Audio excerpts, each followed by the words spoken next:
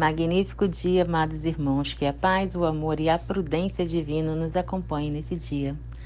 Amados, nesse capítulo perceberemos uma estrutura um pouco diferente das demais. São palavras de Agur, e aqui ele nos apresenta 5 grupos de 4 coisas com características bem diferentes. As que nunca se fartam, as que o deixavam maravilhado, 4 que tremem a terra, as que são pequenas e sábias e as elegantes.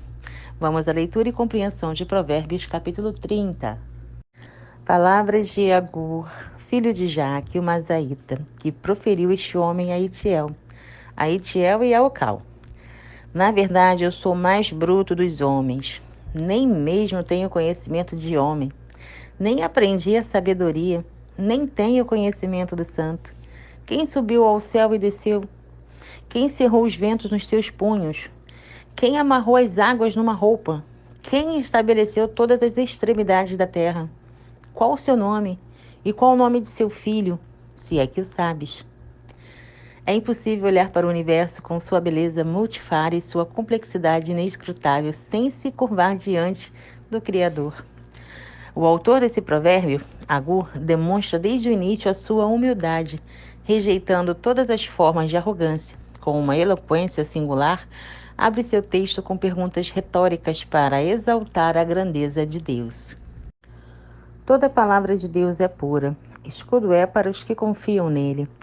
Nada acrescente às suas palavras, para que não te repreendas e seja achado mentiroso. Esses versículos destacam 3 verdades acerca da palavra de Deus. A natureza da palavra de Deus é pura. Não existe contaminação ou impureza. A segunda verdade é que a palavra de Deus na nossa vida é escudo e arma de combate. A terceira verdade destacada pelo texto é a completude da palavra. Ela não é somente pura, mas completa. 2 coisas te pedi. Não mais negues, antes que morra. Afasta de mim a vaidade e a palavra mentirosa. Não me deis nem a pobreza, nem a riqueza. Mantém-me do pão da minha porção de costume, para que, porventura, estando farto, não te negues, e venha a dizer, quem é o Senhor? Ou que, empobrecendo, não venha a furtar, e tome o nome de Deus em vão. Esse trecho apresenta 2 desejos do escritor antes de morrer. O primeiro é ser livre da falsidade e da mentira, e o segundo é não profanar o nome de Deus, seja pela riqueza, seja pela pobreza. Tanto a riqueza exorbitante como a pobreza profunda são armadilhas para a alma.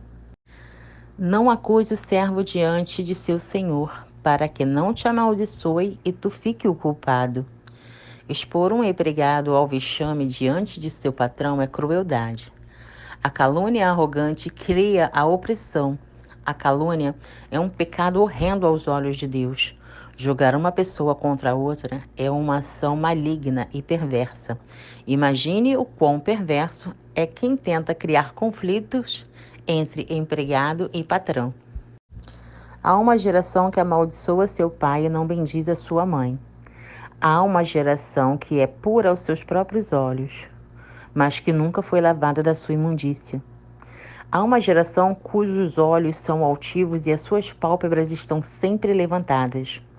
Há uma geração cujos dentes são espadas e cujas queixadas são facas, para consumirem da terra os aflitos e necessitados dentre os homens. O texto apresenta 4 facetas de arrogância. A primeira delas tem origem em uma infância ímpia. A segunda faceta do orgulho é ter uma atitude desfocada e desproporcionada a seus próprios olhos. A terceira leva o altivo a corromper sua relação com o mundo ao redor. E a quarta faceta da arrogância leva o altivo a corromper sua relação com aqueles que julga inferior. A sanguessuga tem 2 filhas, dá e dá. Estas 3 coisas nunca se fartam e com a quarta nunca dizem, basta. A sepultura, a madre estéril, a terra que não se farta de água e o fogo que nunca dizem, basta. Aqui vemos um comentário severo e até amargo acerca da insacibilidade. A ganância incansável é ilustrada por uma sanguessuga. Ela suga todo o sangue, mas nunca se satisfaz. Existem pessoas que nunca estão satisfeitas com o que têm, querem sempre mais. Não se alegram com o que possuem e entristecem pelo que não têm. Os olhos que zombam do pai ou desprezam a obediência da mãe, corvos do ribeiro os arrancarão e os filhotes das águias os comerão. A relação entre pais e filhos deve sempre ser marcada por amor, afeto, respeito e gratidão. Em nenhuma relação é aceitável que exista zombaria e desprezo, principalmente dentro da própria casa. A família deve ser um lugar de vida e não um corredor da morte. Estas 3 coisas me maravilham e há 4 que não conheço: o caminho da águia no ar, o caminho da cobra na penha, o caminho do navio no meio do mar e o caminho do homem com uma virgem. Mais uma advertência quádrupla. Dessa vez, as partes são ligadas por uma admiração profunda diante dos eventos do dia a dia. Os antigos costumavam ser melhores observadores do que nós. Tinham menos pressa, eram mais abstraídos e questionadores. A correria em que vivemos muitas vezes nos priva de observar corretamente o mundo. O autor claramente está se referindo acerca dos mistérios e da conveniência do mundo à sua volta. O caminho da mulher adúltera é assim: ela come, depois limpa sua boca e diz: não fiz nada de mal. Esse versículo contrasta com o anterior, em contraste com o belo e fascinante caminho do comum. Com uma moça, vemos o caminho da adúltera, que é privado de consciência, graça e significado. Por 3 coisas se alvoroça a terra, e por 4 que não me pode suportar: pelo servo quando reina, pelo tolo quando vive na fartura, pela mulher odiosa quando é casada, e pela serva quando fica herdeira da sua senhora. A Bíblia se deleita em reviravoltas frutíferas do destino, mas não do valor a alguns pretensiosos que querem mais do que são. Então o texto apresenta 4 coisas coligadas pela noção de contrassenso, coisas que simplesmente não podem acontecer porque as pessoas estão em situações pelas quais não possuem aptidão. Estas 4 coisas são das menores da terra, porém bem providas de sabedoria. As formigas são um povo forte, todavia no verão preparam a sua comida. Os coelhos são um povo débil e, contudo, põem a sua casa na rocha. Os gafanhotos não têm rei e, contudo, todos saem e em bando se repartem. A aranha se pendura com as mãos e está no palácio dos reis. Temos aqui 4 exemplos que destacam lição de que tamanho e força não são critérios decisivos. A sabedoria prática aqui inclui previsão, encontrar segurança, disciplina, persistência. Esses são 4 contrapesos para a fraqueza. Todas essas pequenas criaturas agem com diligência para promover seu próprio bem, mesmo sendo seres irracionais, trabalham com inteligência. Estes 3 têm um bom andar e 4 passeiam airosamente. O leão, o mais forte entre os animais, que não foge de nada. O galgo, o bode também. E o rei, a quem não se pode resistir. O sábio utiliza 4 figuras que não possuem um significado moral evidente, porém, acredita-se que sejam um lembrete de que outros, além do rei, podem ter um porte distinto. Se procedestes loucamente exaltando-se, e se planejaste o mal, leva a mão à sua boca. Porque o mexer do leite produz manteiga, e o espremer do nariz produz sangue. Assim, o forçar da ira produz contenda.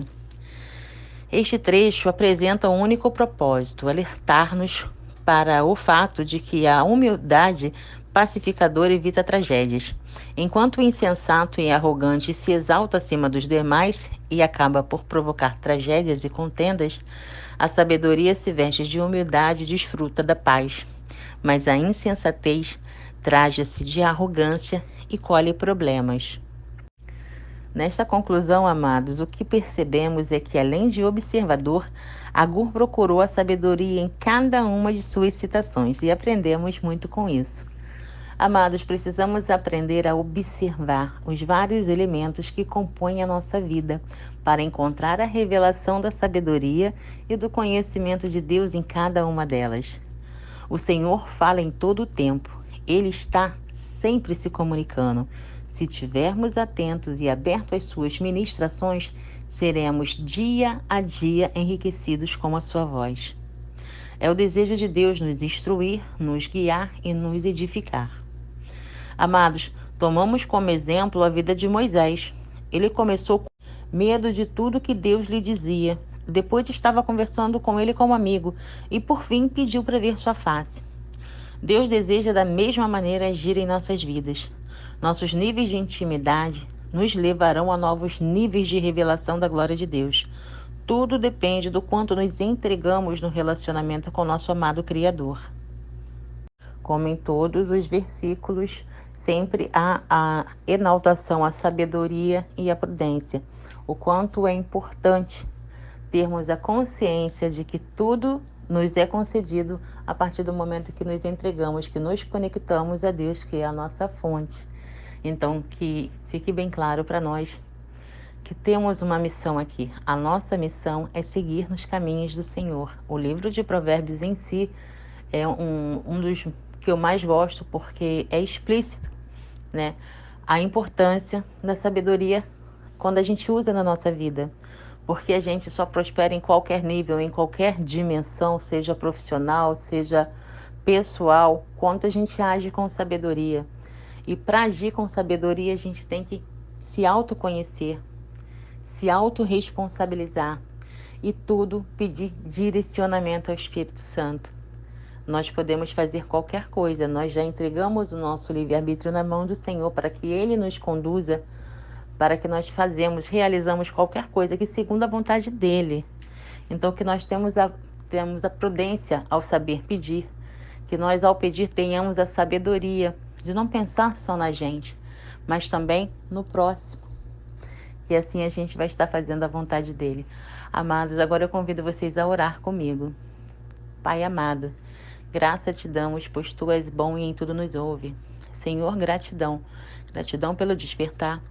Gratidão por ser a cada dia, Pai, melhor por Ti e para Ti. Pai, particularmente eu agradeço pelo meu coração que vem sendo transformado a cada dia. Pai, particularmente eu te agradeço por cada pessoa que o Senhor me permite conectar. Pai, que as Tuas palavras sejam palavras de edificação na vida do próximo, como tem sido na minha. Que essas palavras invadam o coração com tanta alegria, com tanta força, da mesma forma que eu sinto aqui, Pai.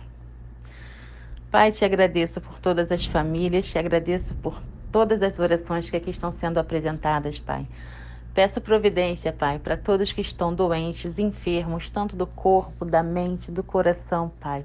Toma a frente das situações, Pai. Direciona teus filhos amados. Eu peço e agradeço em nome de Jesus. Amém. Amados, façamos todo um memorável dia, repleto de positividade.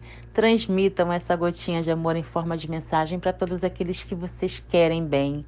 Façam o nosso trabalho de formiguinha. Vamos levar a palavra do Senhor. Sejam luz e sal na terra. Um beijo no seu coração e até o próximo estudo.